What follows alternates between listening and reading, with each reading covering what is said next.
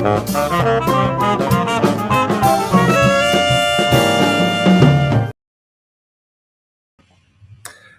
evening, everyone, and welcome to this week's episode of Sounds of the Diaspora, Artist to Artist, a conversation with yours truly, Dion Parson. Thank you for joining us this evening, and please join me in welcoming our wonderful and amazing, talented guest this evening, the one and only Mr. Roni Ben-Hur. Good evening, good afternoon. Depends where you are. Hello. It could be afternoon. It could maybe Right. morning in some places, right? How you Yes. doing, Ronnie? I'm well, thank you. Happy to be here. How are you, Dion? I'm good. I'm good. Good. How are things in New York City? They're good. They're good. It's as you know very well, New York is an island that is also not just physically but also culturally, and it's I guess it's a good place to be now in America. It's a in good New place to York. be now, and I just found out that we are actually New York neighbors. Yes, Look at Harlem, that, USA. Harlem, USA. Yes, Yeah, I'm looking forward to connecting with you the next time I'm in the me city. too. Got Me to make too. that happen. Yes, Mhm. but so Ronnie, you've been in New York for a while. You've been doing some amazing things. I've heard of you when I first came to New York in the Yeah. early '90s, and Mm. can you tell our audience a little bit about your musical upbringing? Well, I arrived in New York in 1985, and I came to New York for the purpose of studying. I came to Hmm. New York to study with Barry Harris. And Hmm.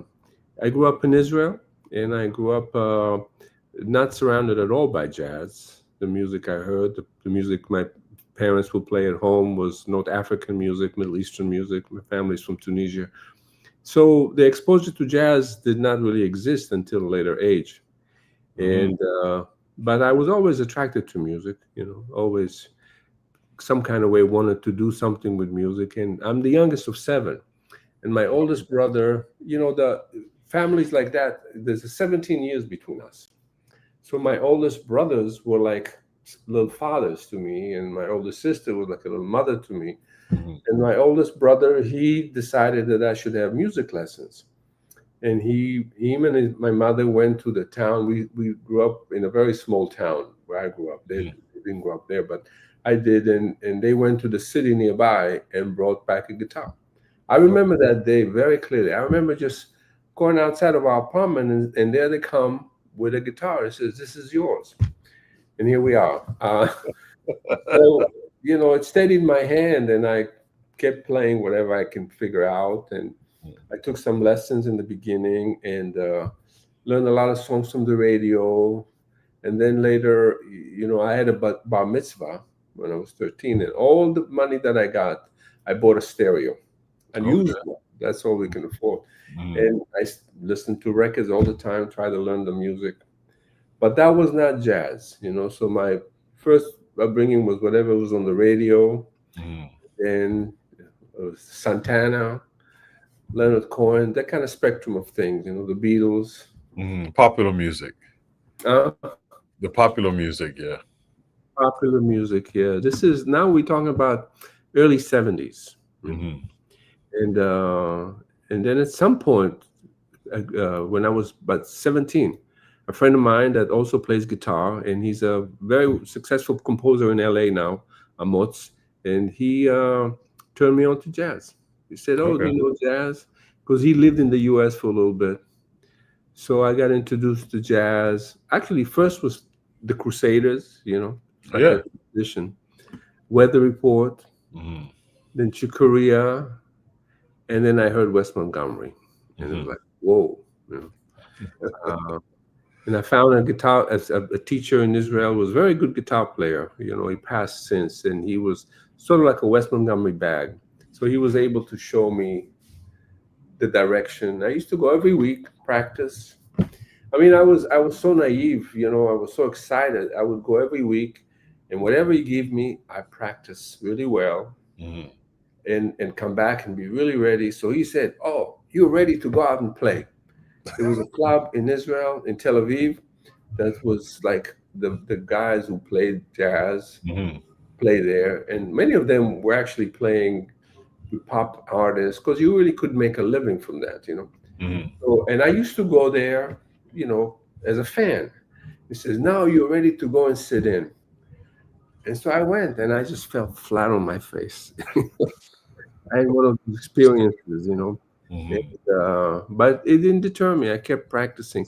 I keep saying I'd like to meet those guys, find them, and see them, and say, "You see, I can play now. You know, can play."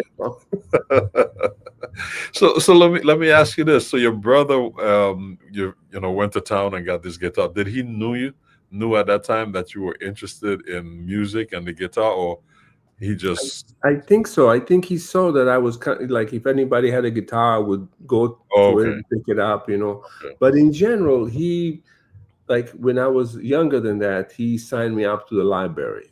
You Hmm. know, he was kind of like paying attention to me as my education. You know, Oh, okay. it was an immigrant family. I mean, my family came from Tunisia in '55.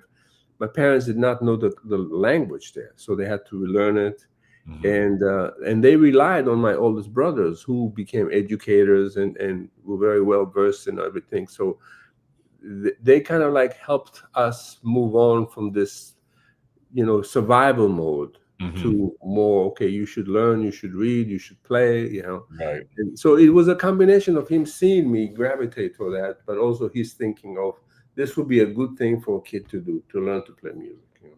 Great. Well, it's good to have that kind of mentoring, you know, at a very early age, kind of sets Yeah. you on a path.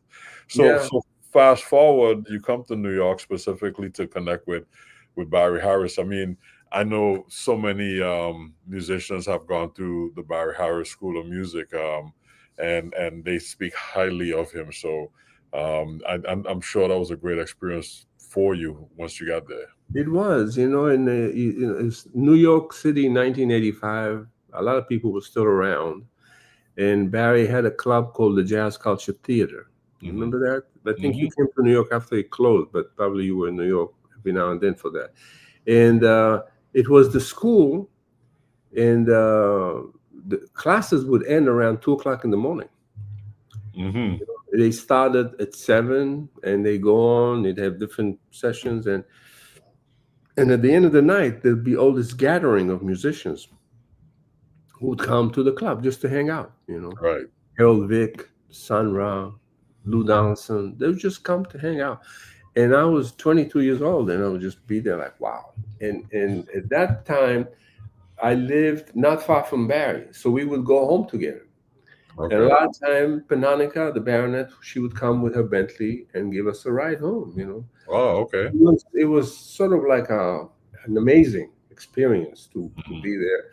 And as far as Barry himself, you know, there was some things about him, many things about him that are wonderful. You know, his generosity, his attentiveness to what you do and what you need, his honesty. That was very important too. You know, he was not like, oh, sounds good. He never told me I sounded good. You know, Mm, and he hired me to play with him for a long time. You know, I ended up playing, recording with him, right.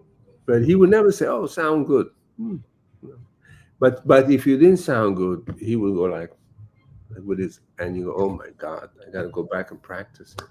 Well, but he would say something like, "You played that song well," or "You that was good how this song came out." You know, Mhm, always like not about me, you. You know, it's like it mhm. came through us, so it came good. Like almost I was not responsible for that, but he Right. was very, you know, aware of where you are and what you needed. So he always had a very insightful comment on the music. I love the thing that he would do. Like at first, when I come, I would write down things. Or I would record with my Walkman. You remember Walkman cassettes? Mhm. And he told me, don't.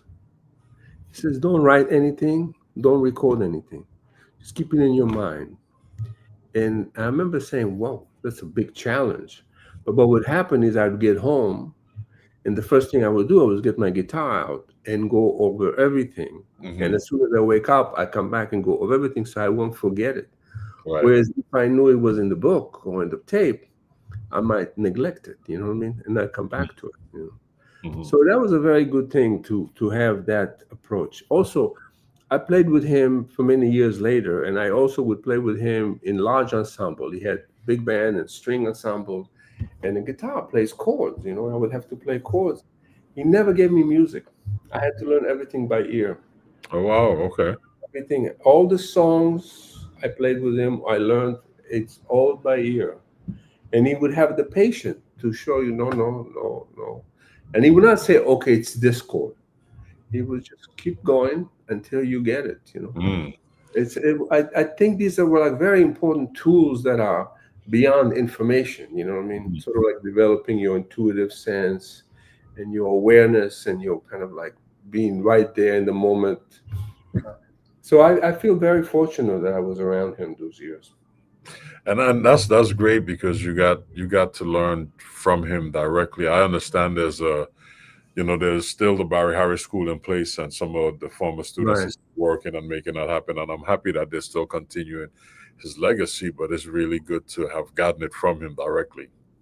But you know, one thing that it was very important, and I think that in many ways it's lost on many people, and because you have schools, and I run a school program, and I'm very involved in education, so you need to give information. But there's a thing that at certain point you need to get beyond that information. Hmm. And like he did not hire me because I was a good student. He did not want to play with a student. He did not want me to show him that I Right, knew everything that he taught me. He wanted me to play something else. He wanted me to do something with it. You know what I mean? right, Whether I right. did or not, I'm still trying. We all trying. Hmm. But the idea was, what's your story? The old saying, Right. right? Yeah. So I think that that's missed. Many people miss that point. It's not just learn, Yeah. learn, learn, and memorize and know it all. It's what do you do with it, you know? Yeah. I And think I think that's important because that's that same phrase you said. What are you going to do with the information that I gave you? That's what I got when I went to college and when I studied with the Keith Copelands and the Michael there Carvins. you go. I mean, this is exactly what they told me. Like, okay, Yeah. now you got this information. When I see you again, show me what you did with it. Yes, yes, Not just come back and play what I taught you. right, Do something with it. And right. and and I think that's the next level of mentoring or teaching, however you want to categorize it. Hmm. I think is lost in this institution because it's like, okay, you can do it now. You got a grade. That's good enough. Yeah, But like you said, Barry was very honest, so he really put you in a position to force you to be creative with the information. right. And when you do something he didn't think about, that's when he fell in love with you. Yeah, You know yeah. what I mean? As you know, the old people you played with. I remember hanging out with Don Bird one time at Jazzmobile. You know, we both Hmm. taught Jazzmobile. It was a great opportunity for me to hang out with him. It was between classes, and we had time. And he told us a lot of great stories, funny stories about Monk, about all kind of stuff like that. You know, but one thing he said that really stuck with me. He said how in those days it was very important that every musician sounded different, Hmm. looked different. He said, if you're going to wear a hat, you better wear your hat in a way nobody else wears that hat. If you had a belt buckle, it needs to be like nobody has that. Hmm. So that idea of originality, that idea of bringing yourself to the table and what you have to add to it, was the thing that was most important than anything else. You know. It's kind of So, like what's going to set you apart from the other yeah, trumpet player. Why should I hire you if I yeah, already got this guy? right, What makes you different? And yeah, I understand right. that. Yeah. Right. And when you think about it, I mean, not to get too much on technique and stuff like that, but like Grant Green is one of my favorite guitar players, Mm. and Wes Montgomery, one of my favorite guitar players. Now, Wes had a lot more facility than Grant Green. He was able to do on the guitar things that are like, whoa. But I would never feel like something is missing when I listen to Grant Green. Right. You know Right. what I mean? Yeah. Or Grant Green and George Benson. George, oh, there's the guitar part. Grant Green doesn't do it, but his story is so beautiful. Yeah, and you could even take it a step further with Freddie Green with the Count Basie Orchestra, Yeah, and he just held that chair down for all these years, but nobody could do what he did like on that nobody. level. Yes. He had his Fun. own. You have Dizzy in the beginning of the introduction and your band there at the Dizzy's, and I remember they inducted Freddie Green into the Hall of Fame, the Erdogan Hall of Fame. Forget, is it Erdogan's or one of those Hall of Fames they have for Ertigan Hall. Erdogan, Yeah, right? yeah. So when they inducted him, I was there, and his son was there. Freddie Green's son was there. And he got up to speak toward the end. And he said one time he went to see, I think they're somewhere near Newark, and he went to see the Basie band. His dad took him. He was 10 years old.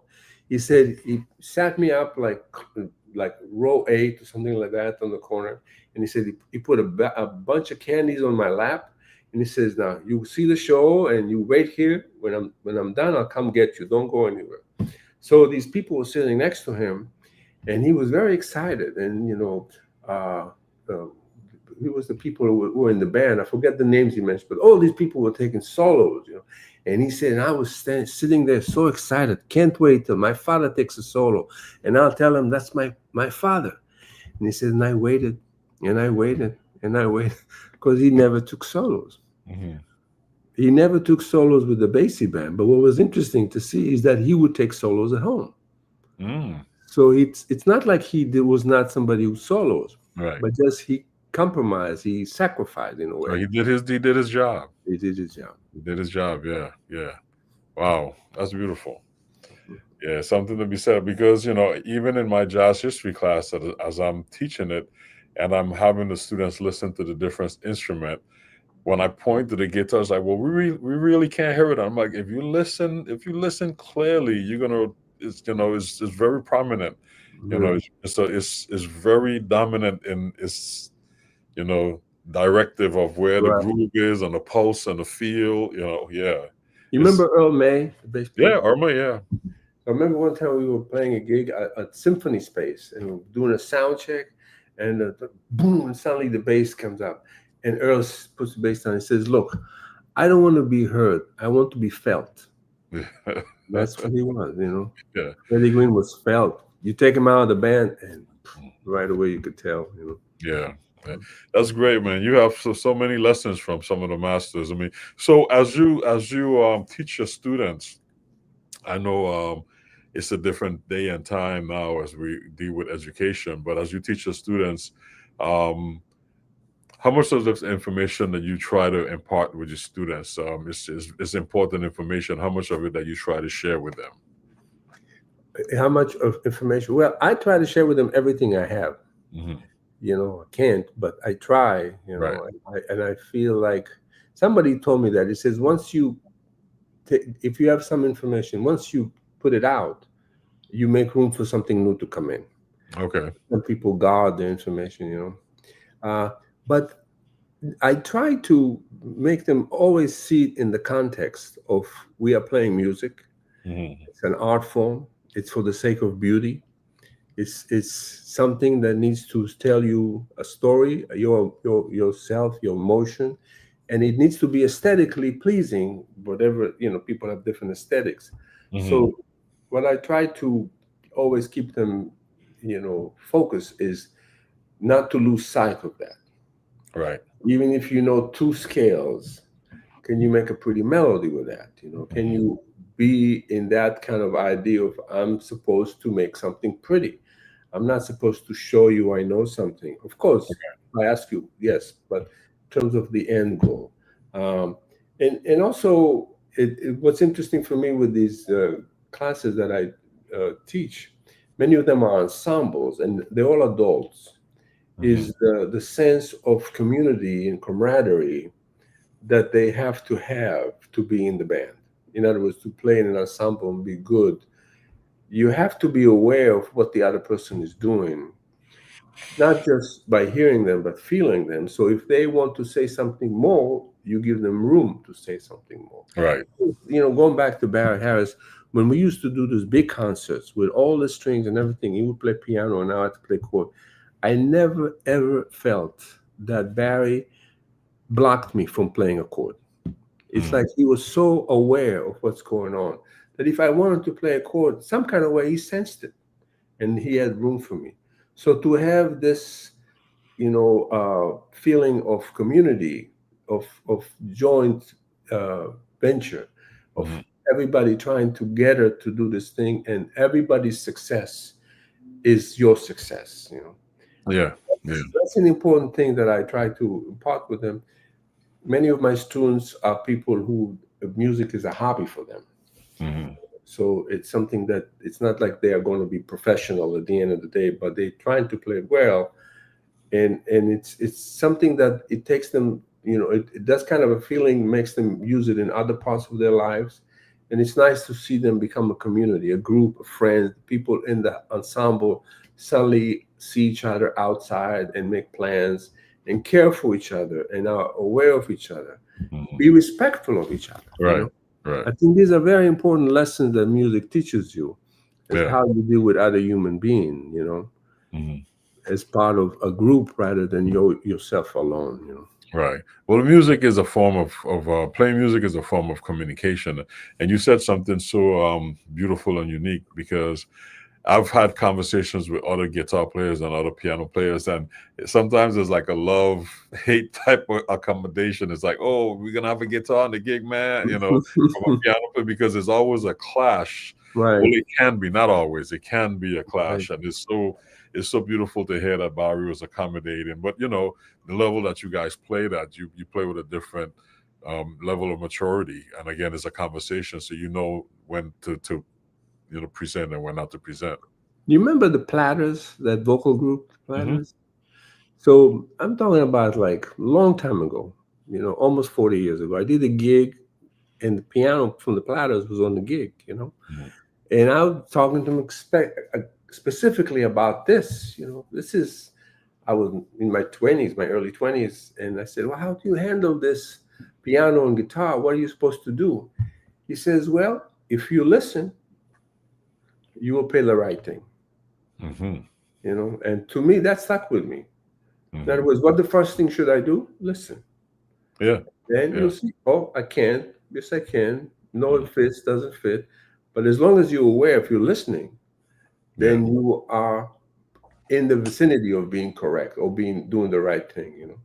Yeah. That's great. That's great. That's good advice, to listen and be aware of what's happening. It allows for a better musical conversation. For sure. For sure. So let me ask you this: how often do you get to play some of your other styles of music? Because I know you're versatile, not only in jazz, but you have you love Brazilian music and Spanish music, and then you have the Tunisian side of things. So how often do you play those other styles of music? Well, Brazilian music, I got to play a lot. I was very lucky to play with wonderful Brazilian musicians. And this afternoon, I was actually playing a session with a Brazilian drummer who came to visit from Sao Paulo. Uh, Okay. and I used to do it more. I used to do it more regularly, doing Brazilian gigs. I do Hmm. that less now, but I love it. So I often, often, but not as often as I do the jazz gigs. Hmm. And I'm going to go to Havana in November to play Okay. with people over there, and that's a new uh, sort of adventure for me, to play with Cuban musicians, to Hmm. record with Cuban musicians. Are you Uh, going down to play with any specific musicians, or you just gonna go yes, ahead? yes, Okay. yes, yeah. Rui Lopez Nusa and Alejandro Falcon, the wonderful players from Havana that I met, and Okay. I do. I run jazz camps. Hmm. I do jazz camps, one in Vermont that is a large group of faculty with many students, and then I do one in the south of France Okay. that combines learning jazz and also exploring the area. It's a kind of a situation where people come with their partners. There's trips and all of that involved. So you are playing music, learning, but also eating amazing food and traveling to see this beautiful area. Go to little villages, and then I start doing it in Havana as well. And in Havana, all the faculty are Cuban musicians. Okay. So I don't teach in Havana. I just run it. Okay. And I even have a guitar teacher that is Cuban, which is fascinating to me to hear how they play the cha-cha, you know, Hmm. the mambo, the different things that they do.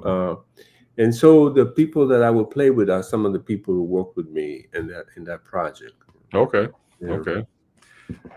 That yeah, sounds great, man. I love yes, Cuba. I've been there a couple of times, man. It's always a beautiful experience. yes, Yeah. yes, This your yeah. first time, or you've been there before? I've been there 3 times now, Okay. Okay. so it's been So my you going fourth. home? Um, Another home. what I worry about is coming back home. Will they let Yeah. me? Well, we're not gonna get into that, but I just say know. have a safe trip. Have a safe. I'll see you in New York. I'm sure in Yes. October before you go there. So, yeah, great. But again, you work on so many different projects. You have over 20 CDs as a leader and a co-leader, and you've partnered with some amazing musicians. You just released a project a couple years ago, Love Letters, and that's your latest recording, and you shared That's some not of my that. latest. Actually, That's not another your one. latest. That's not the one after that was a live record I recorded in Germany. It's called the Oh, Abraksha session. okay. Okay. Well, you shared some of that music with us, which I would love to share with our audience. Thank But you. before we do, just tell us a little bit about that project, Love Letters project. So Love Letters is with Ingrid Jensen on trumpet, Mm-hmm. Ugono Kegwa on bass, and Jason Tiemann on the drums. Ingrid played with me on an album before that, couple albums before that, project that I did with George Cables and Victor Lewis and Harvey S. And so Love Letter is a quartet, bass, piano, drums. I mean, bass, guitar, drums, and trumpet. And these are people I play a lot in New York with, Mm-hmm. and I like that. I like the piano-less quartet. I like playing chord. I like to have that. I love playing with pianists. I play with Mm-hmm. great pianists, I'm but I about to say, are you one of those guitar players that don't play pianos? I'm love. playing. I'm playing. It's the thing that I would say about that. If piano players, guitar players listen, the thing that is very important is naturally you're trying to play the right notes, Mm-hmm. but sometimes the wrong notes are the ones that sound the best. Mm-hmm. So if you want to play the wrong notes and the other person is playing the right notes, then your wrong note sounds wrong. But if Mm-hmm. they don't play the right notes, your wrong notes sound right. You know, Right. I think that's where the thing is. Like when we are not following the page, we are not playing exactly how it was written. We're not following the same recipe. So I think that pianos and guitar need to have that sensibility to avoid clashing with each other, not when they're both playing the right chords, but when somebody wants to go somewhere else. Right. Because Right. sometimes that's what you hear. That's what you want to do. Right. And something like if we stay on that topic for pianos and guitar players. One of the things that is very important is don't repeat what the other person does. There is this tendency. Oh, you're doing this. I know what you're doing. You're doing that. Mhm. You know, Yeah. everybody together now. Let's all do that. But it's all good, man. But I enjoyed hearing the guitar quartet, and I think it's amazing, the group sound. So the first song you shared with us is from the Love Letters recording. It's called Solar Party. Yes. So Sola Paris means alone in Paris.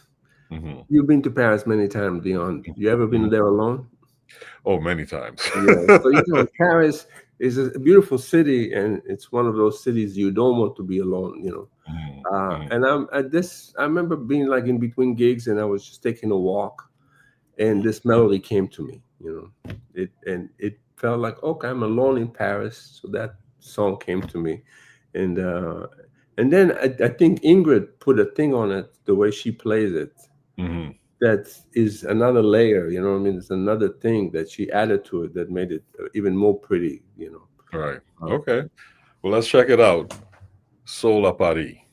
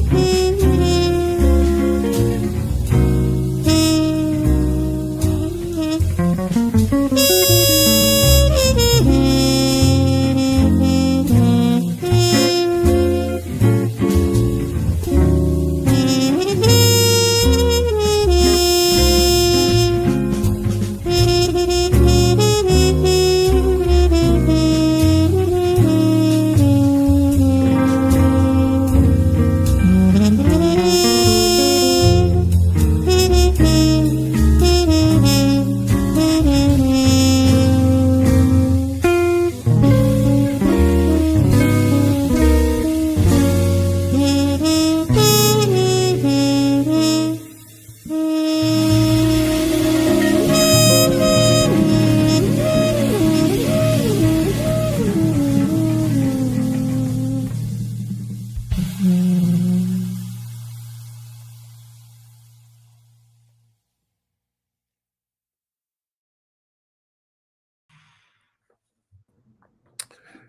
was Soul de Paris. Yes. Happily. How beautiful the loneliness comes through. Okay. All right. I can Thank you. picture me walking through the Tuileries Oh, Garden. yeah. Yeah. Nice. Love the guitar. And Ingrid is playing the melody with a muted with a Right. mute. Yeah. Yeah, that gives a unique Not a sound. regular Very. mute. It's sort of like a unique mute, you know. Hmm. Well, thank you to all your listeners. Nice Hmm. comments. Yeah. Yeah. It's pretty tune. And I love the flow that you have with the musicians. Everybody's just so nice and relaxed and easy and Mm. just supporting the song. Yeah. You got a good interaction with Ingrid as well. Yes, yeah, yeah. She's wonderful too. She's really sort of like a powerhouse player Mm, and great mind and a very interesting person. You know, mm, I'm glad I did this project. I did two projects with her, and both of them were like that. The first project I did with her called Stories, and mm, we played. I did a song called "Arredo Blah." It's from Paraguay. It's like a protest song. People mm. marching on the street, you know, and it was during the George Floyd Okay.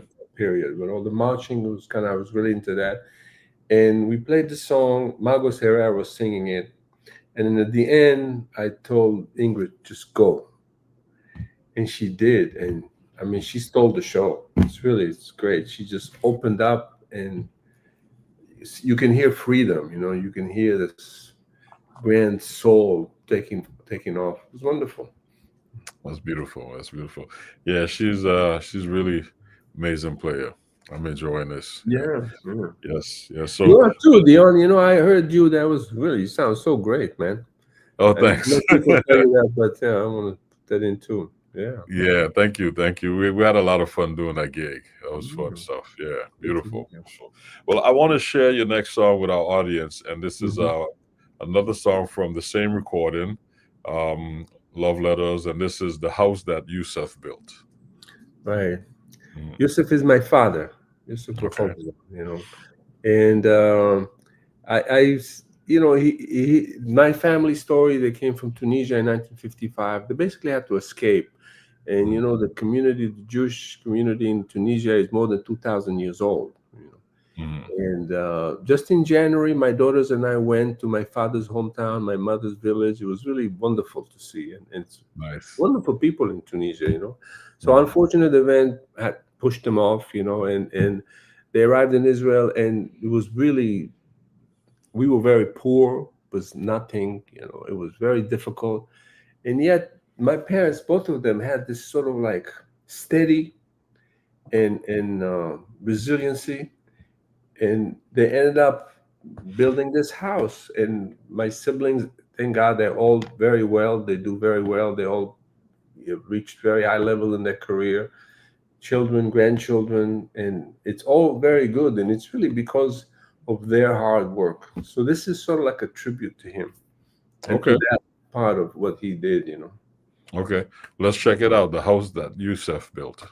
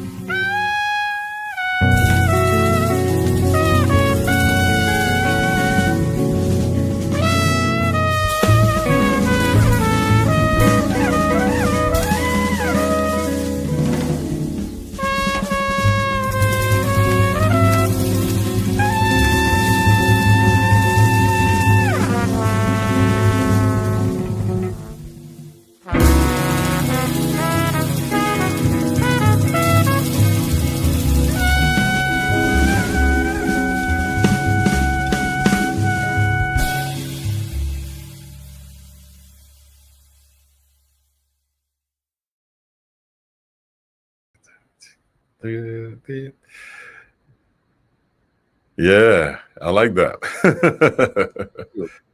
Yeah, Well, playing this tribute to my father, it means a lot, really. yeah, yeah, yeah. It's a beautiful song. Lovely composition and arrangement. Okay. Yeah. Playing was like a conversation with other instruments. Yeah, there you go.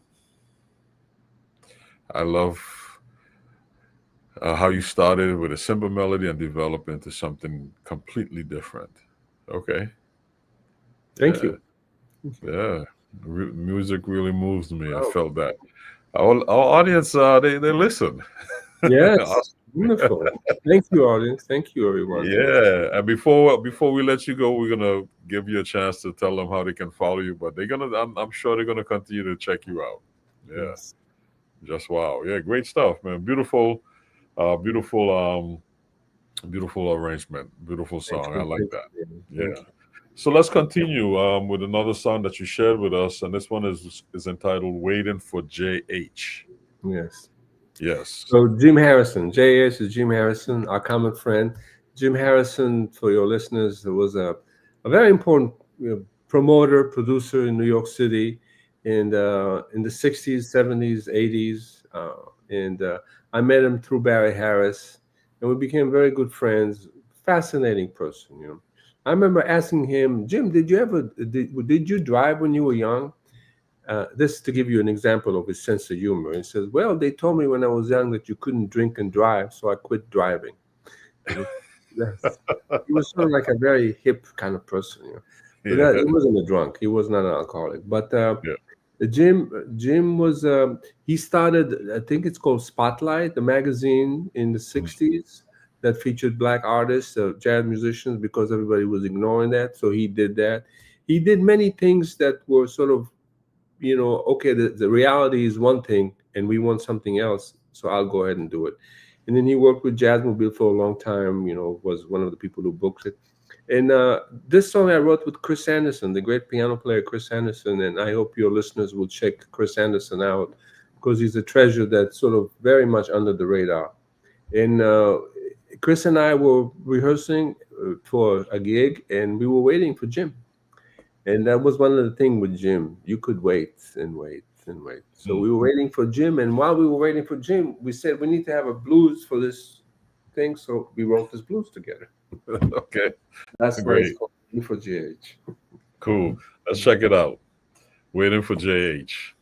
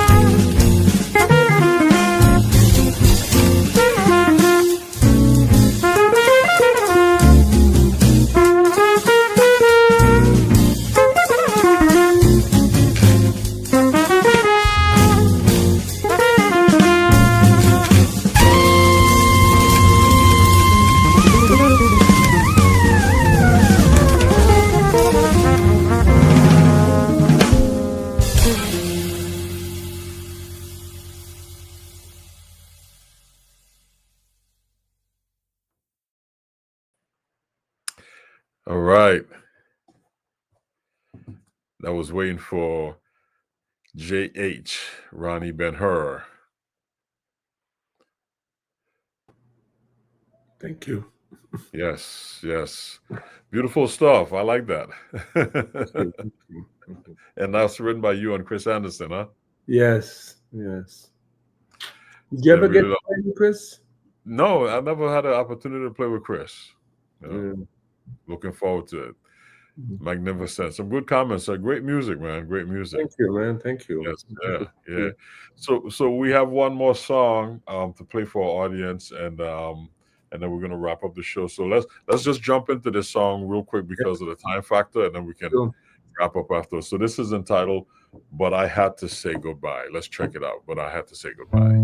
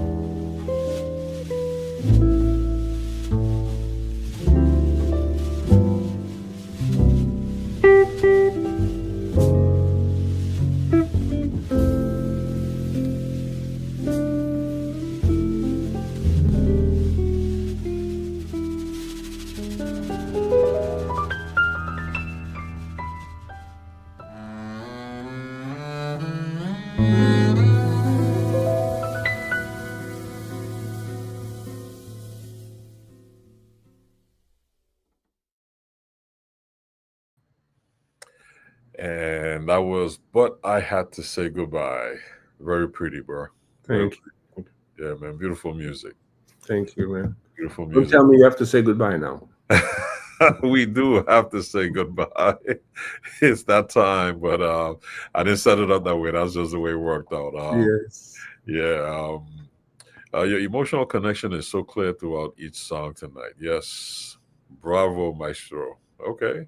Thank So you. elegant. Thank you. Yeah. Thank you very much. Thank you very much. Yes. Beautiful music, man. And Thank you, Dion. Thank you. Rodney, I'm very it's honored. been such a pleasure talking with you and you Yeah. taking time to share your story with our audience.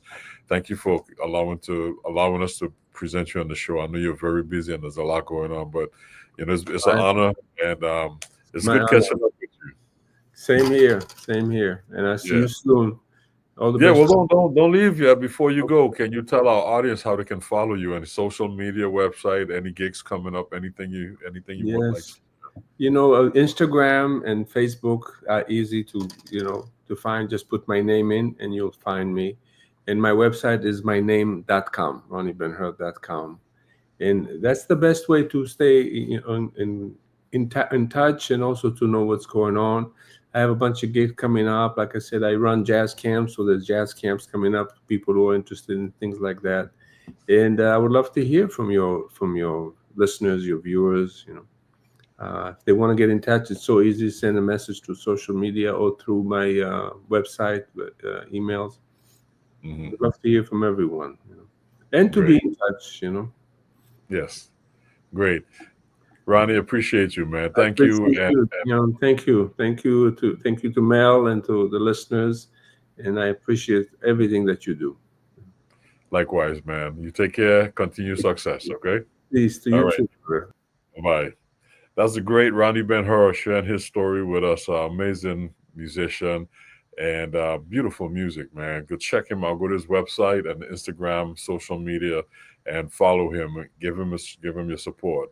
All right. So thank you again, audience. I hope you come back next week and join me as I bring another amazing guest. This young man joining us next week is someone that I've known growing up in the Virgin Islands, and he's amazing, man. He's doing amazing things. So come back next week as we present the one and only Mr. Neville Peter.